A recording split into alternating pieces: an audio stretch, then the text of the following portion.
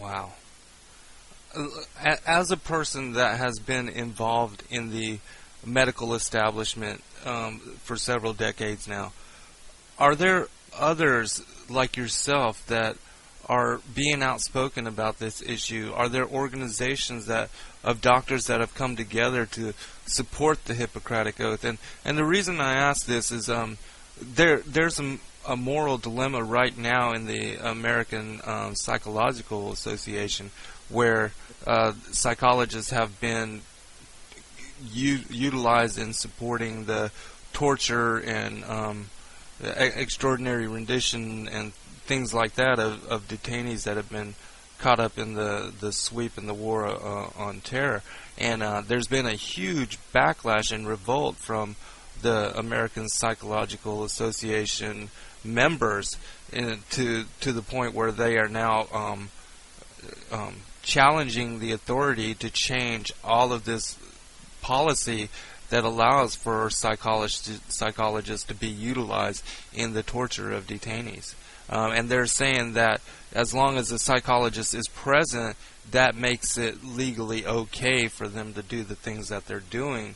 But the psychologists themselves don't want to be involved with torture on any level because of the Hippocratic Oath and the fact that they want to support individuals and not do any harm. Is there a movement like that among medical doctors like yourself? I'm not aware of any movement like that. I can tell you that the anesthesiologist in Great Britain will not participate in organ transplantation unless they give a general anesthetic to the donor. That's because what's the practice in the United States and was the practice there that they would just paralyze the donor to prevent them from moving and squirming. But yet when they cut on them, the heart rate would go up and the blood pressure would go up, and which is a similar response that is witnessed in the operating room when the anesthetic is too light. So as right, and then you have awareness. Right. So as a group, they've said no, they won't participate unless they give a general anesthetic. My own self, I can tell you that every doctor that I know of who was for brain death in the past, when they learn the things that I write about and talk about, many of them change, and they become in opposition to brain death. I've never had anyone that's been in opposition to brain death suddenly get on the bandwagon and get all for it. So it only goes in this direction. I can tell you that in over the years, it's not possible to get articles that I write published in the Journal of the American Medical Association, with the exception that I did get one published on November the 2nd, 1979, but I've not been able to get any published there since that time. I can't get them published in the New England Journal of Medicine, and they won't publish them, even though the topics are what they have in their journals. And I can verify that because in the last few weeks we have sent an article to the New England Journal of Medicine, and they refuse it. We've sent another article to the Journal of the American Medical Association. They refuse it. And so it's not possible to get into the publications of that would be the most prominent and widely distributed publications. And so I do what I can, and if I get a chance, like I get a chance to do this interview with you, so I do it. I can't tell you how it's all going to work out. I can tell you that it is important for everyone to learn these things. I myself think that it's kind of insulting to go to get a driver's license and be asked if you want to be an organ donor. I think what they should be trying to find out is for sure if I can see and hear, and think, and if I can handle a car properly. Mm-hmm. I don't think they should be really interested in anything else. And of course, once you're finished with that question, they ask you if you have a living will. Mm-hmm. Well, they go in hand, don't they? Right. They're tied in together, and of course, there is nothing living about a living will. Right. No protections. Right. And what living wills do is protects doctors and hospitals against liability. Right. If you end up becoming dead in a hospital. If you have a living will, well, obviously you didn't want to continue to live anyway.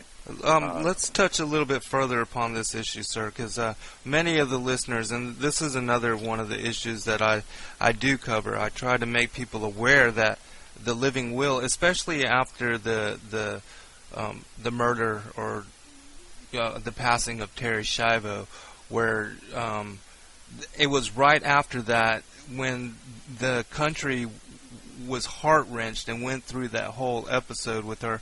In fact, I even flew down to Florida and protested in front of the hospice where she was being murdered. But people, right after that, 2/3 of the elderly population that did not have living wills went out and got living wills, but they don't realize that living wills do nothing to protect their lives. Can you tell us the differences between what is a living will or a durable power of attorney for healthcare decisions or a will to live? Can you give us and how one protects and the other doesn't? Well, a living will can be understood if you think of the analogy of life insurance.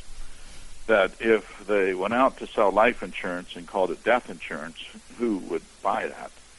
So the living will is a misnomer. Excuse me. It has nothing to do with living. What it has to do with was under certain circumstances, then it's set up so that you get less treatment, is what it amounts to. When in fact those kinds of things are not what people should be wanting to get. What they should be wanting to get is to protect and preserve their life. And so far as when someone gets into a situation when life can't continue on Earth, a person will die anyway. You don't need a living will for that. So far as the durable power of attorney is that's a document that sets up that someone else can speak for you when you can't speak for yourself. Now, the only thing that I say about that is that if you're going to designate someone to speak for you, you ought to be sure that someone loves you. And absolutely. Not that someone would love to get rid of you. Mm-hmm. Now, so far as Terry Schiavo is concerned, Terry Schiavo, not unlike you and me and everyone who's on Earth, without water, we're all dead in 1 to 2 weeks. Terry Schiavo was died in 13 days after they took away her water. They took away her food and water, but the water is the significant thing that makes her become dead. And of course, why does it take 13 days for her? Well, she wasn't active and that kind of thing. So she, or on the other hand, whatever, did someone get some water into her? I doubt it, but on the other hand, it did take 13 days. And ordinarily without water in 1 to 2 weeks, someone is dead. And those are not easy times during that time as the body gets dehydrated. Terry Schiavo had death imposed upon her. We know about her because of the conflict that occurred between her legal husband and Terry Schiavo's parents. And so because of that, it became publicized. But she's not the only one. There are other cases that go on all the time so far as the removal of food and water is concerned. One of my friends asked me if I would go to see a friend of his, and the man had a stroke. He was sent to hospice. I went in the room. I couldn't stand to look at him. His face was sunk in. He was Kussmaul breathing. Kussmaul is a term that we use to describe the kind of breathing when someone gets acidotic and the body attempts to compensate for it. They breathe rapidly in and out, but with no pause in their breathing. It's Kussmaul breathing. Here he is with his cheeks sunk in, his mouth dried out, Kussmaul breathing, and he hadn't had any water for 8 days.